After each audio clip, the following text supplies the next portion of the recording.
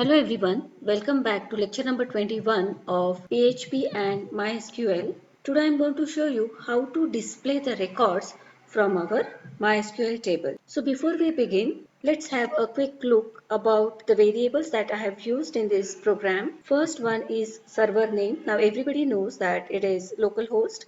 Next is username, which is root. Next is password, which is null, and our database name, that is DB name, is sample. Then we have created the connection and we are storing the connection into the variable called as con. We have used the function mysqli connect and we are also giving the parameters, that is server name, username, password, and our database name. And then we have to check whether the connection is set or no. So we are using the if condition. We are checking if it is not connected. If not connected, then we are going to display this message using die failed, and we are going to display the error for connection failure. And now, since we are going to display the records from our table, we are going to use select statement. See here, I am using select star. We want to display all the records of all the columns from our table student. Whatever result we get from this query select star from student, that result will be stored into the variable called as result. And as you know, we will be using mysqli query function to execute the query. We are supplying two parameters. One is our connection string, or in other words we can say it's a link, and the second one is our query, which is stored into the variable SQL. If our table has at least one data, that means we are going to fetch the rows, or we are going to get at least one row. So that means which is going to be greater than 0. If the number of rows fetched is 0, that means our table is empty and we don't have any data into our table. Let us see this function mysqli num rows. This function fetches the number of rows after executing the query, which is stored into the variable result. So that means when we give this query select star from student, if there are 2 rows, 3 rows, 4 rows, the number of rows that are there in our table all will be fetched. And if there is at least one row, that means greater than 0, then the condition is true, and then we are going to come to the while loop. Now why are we using this while loop? Suppose in our table we have 3 rows. So we have to loop through the 3 rows so that we can display the result one by one. If you check our table, see we have 3 records or 3 data and 3 rows, I should say. And to display each row at a time, I am using while loop. So for the first time it will display the first row, then the next row, and then it will display the third row. So that's the reason I have used while loop here. Let us see what is there in the while loop. At present, just don't look at this variable row. So what is our condition? Our condition is while mysqli fetch a source.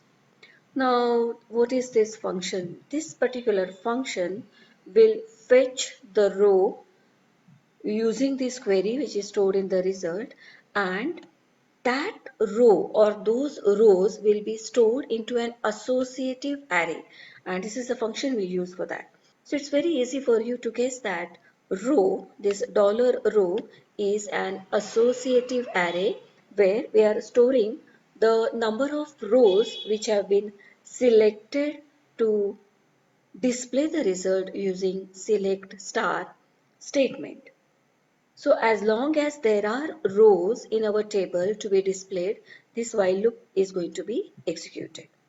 So what are we executing?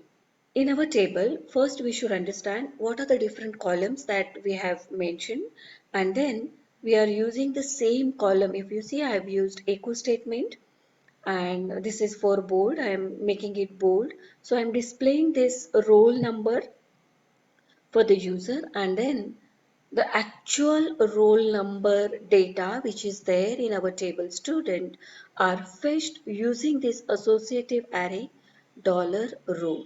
So for the first time, row number 1, we are fetching roll number of the first row, then the first name from the first row, last name from the first row, and email from the first row. It will display all the details of the first row, and then it goes back and checks, is there any more rows? If yes, it will display the details of the second row, go back. If there is one more row, it will display the result of the third row. In our case, after third row, there are no more rows. So our while loop stops after 3 rows and our program ends. We are going to close the connection. If our table is empty, if there is no row containing any result, that means this if condition is going to be false. And in that case, the control will come to the else statement and it will display this message, you don't have any data.